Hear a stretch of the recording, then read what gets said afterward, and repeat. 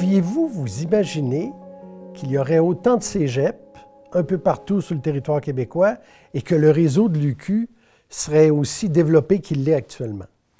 On ne pourrait pas penser que ça irait si loin, je pense, non. Mais c'était notre objectif. C'était vraiment notre objectif.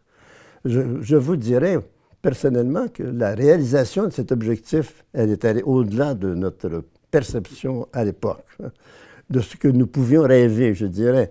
Au cours des 50 années, par exemple, on a bonifié les cégeps.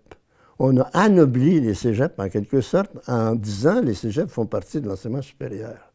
C'était pas dans le rapport parent.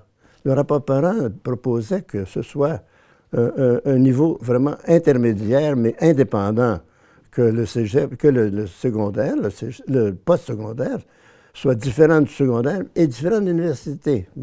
Et on pensait que pour qu'il s'installe comme il faut, il fallait vraiment qu'il soit indépendant. Et donc, on ne voulait pas qu'il soit, en quelque sorte, qu'il soit sous l'ère de l'université. Mm-hmm.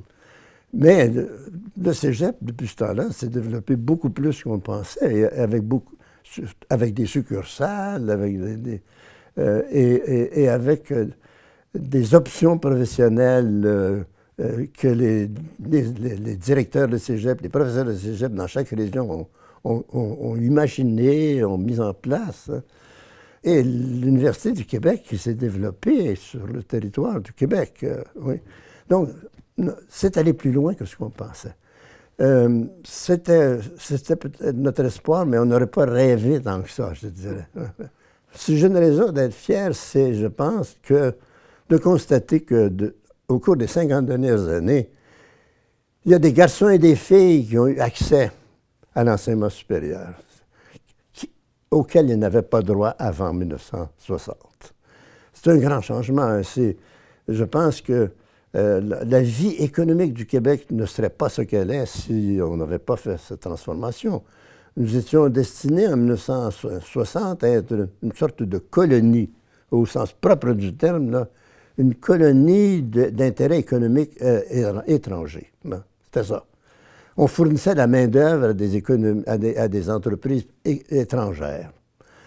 Eh bien, le grand changement, c'est qu'on a pris en charge notre économie parce qu'on avait la main-d'œuvre tranquillement, technique et éduquée pour prendre en charge notre économie, pour prendre en charge notre vie culturelle de plus en plus. Hein.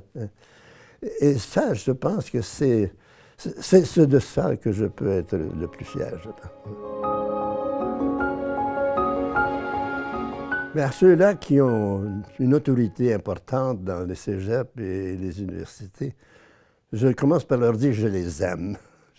Je les aime à cause de la grande responsabilité qu'ils ont de diriger des institutions de haut savoir qui sont si importantes pour le Québec, qui sont si importantes pour l'avenir de notre société.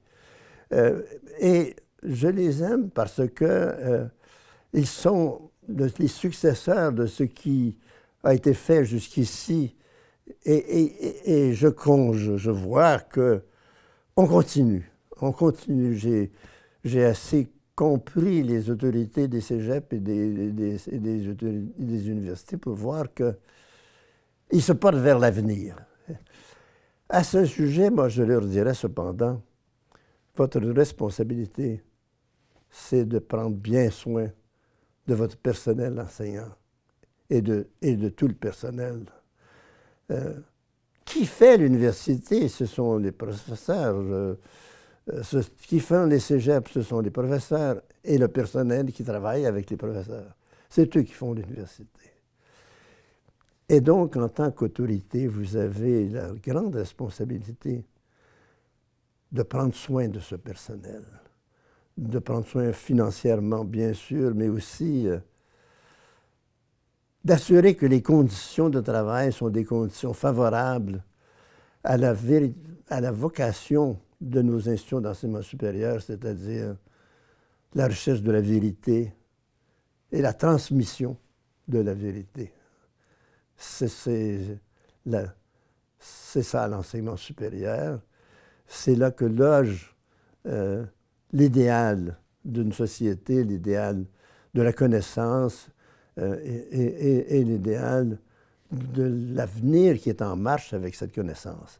Et comme on le sait, vous le savez aussi bien que moi et mieux que moi, le développement scientifique et le développement technique et technologique est en marche. On n'y peut rien. Et donc, nos instituts d'enseignement supérieur doivent être aussi en marche dans le progrès des connaissances de pointe. Et cela est très important, autant pour les cégeps que pour les universités, d'être en marche avec les grands développements de la technologie et de la science moderne.